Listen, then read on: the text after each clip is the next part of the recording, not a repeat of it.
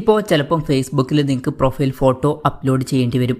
ഇപ്പം ചിലപ്പം നിങ്ങൾക്ക് ഗാലറിയിലുള്ള ഫോട്ടോ അല്ലെങ്കിൽ ഫേസ്ബുക്കിൽ ഓൾറെഡി അപ്ലോഡ് ചെയ്തിട്ടുള്ള ഫോട്ടോസ് ആയിരിക്കില്ല വേണ്ടത്. നിങ്ങൾക്ക് ആ ഒരു ടൈമിൽ തന്നെ ഒരു ഫോട്ടോ ക്ലിക്ക് ചെയ്തിട്ട് അത് പ്രൊഫൈൽ ഫോട്ടോ ആയിട്ട് സെറ്റ് ചെയ്യേണ്ടി വരും.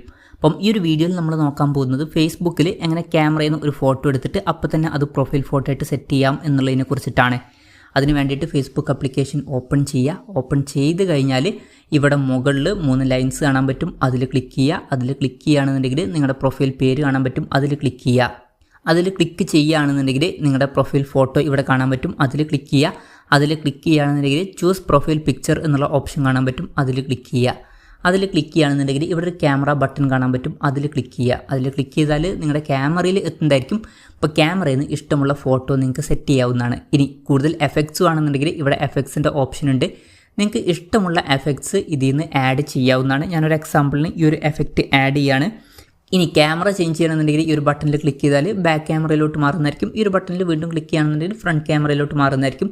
ഫ്ലാഷ് ആഡ് ചെയ്യണമെന്നുണ്ടെങ്കിൽ ഫ്ലാഷിൻ്റെ ഓപ്ഷൻ ഇവിടെ ഉണ്ട്.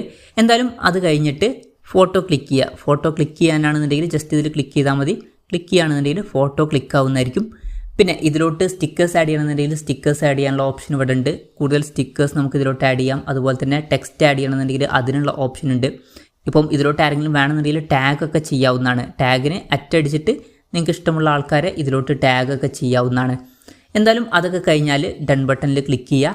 പിന്നെ എന്തെങ്കിലുമൊക്കെ വരയ്ക്കണമെന്നുണ്ടെങ്കിൽ ഇവിടെ ഇങ്ങനെ ഒരു ബട്ടൺ ഉണ്ട്. അതിൽ ക്ലിക്ക് ചെയ്തിട്ട് നമുക്ക് ഇഷ്ടമുള്ളതൊക്കെ ഇതിൽ വരയ്ക്കാവുന്നതാണ്.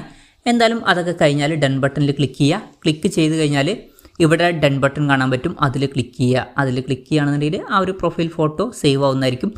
ഇനി ഇത് ടെമ്പററി ആയിട്ടുള്ള പ്രൊഫൈൽ ഫോട്ടോ ആയിട്ട് സെറ്റ് ചെയ്യണമെന്നുണ്ടെങ്കിൽ മേക്ക് ടെമ്പററി എന്നുള്ളതിൽ ക്ലിക്ക് ചെയ്തിട്ട് നിങ്ങൾക്ക് 1 hour അല്ലെങ്കിൽ 1 day സെലക്ട് ചെയ്യാവുന്നതാണ്. ഇപ്പോൾ സംഭവം എന്താ വെച്ചാൽ ഇപ്പം ആ ഒരു ടൈം കഴിഞ്ഞാൽ ഈ ഒരു പ്രൊഫൈൽ ഫോട്ടോ മാറിയിട്ട് പഴയ പ്രൊഫൈൽ ഫോട്ടോയിലോട്ട് പോകുന്നതായിരിക്കും. ഇനി ഫ്രെയിം ആഡ് ചെയ്യാനാണെന്നുണ്ടെങ്കിൽ ആഡ് ഫ്രെയിമിൽ ക്ലിക്ക് ചെയ്യുക. ക്ലിക്ക് ചെയ്തിട്ട് നിങ്ങൾക്ക് ഇഷ്ടമുള്ള ഫ്രെയിം ഇതിലോട്ട് ആഡ് ചെയ്യാവുന്നതാണ്.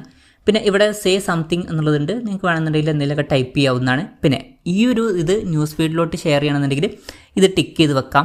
അല്ല, ന്യൂസ് ഫീഡിലോട്ട് ഷെയർ ചെയ്യേണ്ട എന്നുണ്ടെങ്കിൽ ഇത് ഒഴിവാക്കാവുന്നതാണ്. അപ്പം ബാക്കിയുള്ളവർക്ക് ന്യൂസ് ഫീഡിൽ ഇത് കാണാൻ പറ്റില്ല, നിങ്ങൾ ഈ ഒരു പ്രൊഫൈൽ ഫോട്ടോ ചേഞ്ച് ചെയ്ത കാര്യം.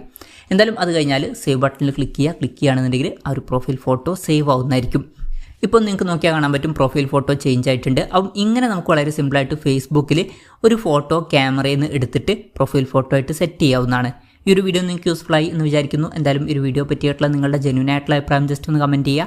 അതുപോലെ തന്നെ ഇതുപോലുള്ള വീഡിയോസ് ഇനിയും കാണാൻ താല്പര്യമുണ്ടെന്നുണ്ടെങ്കിൽ ഈ ചാനൽ സബ്സ്ക്രൈബ് ചെയ്യാവുന്നതാണ്.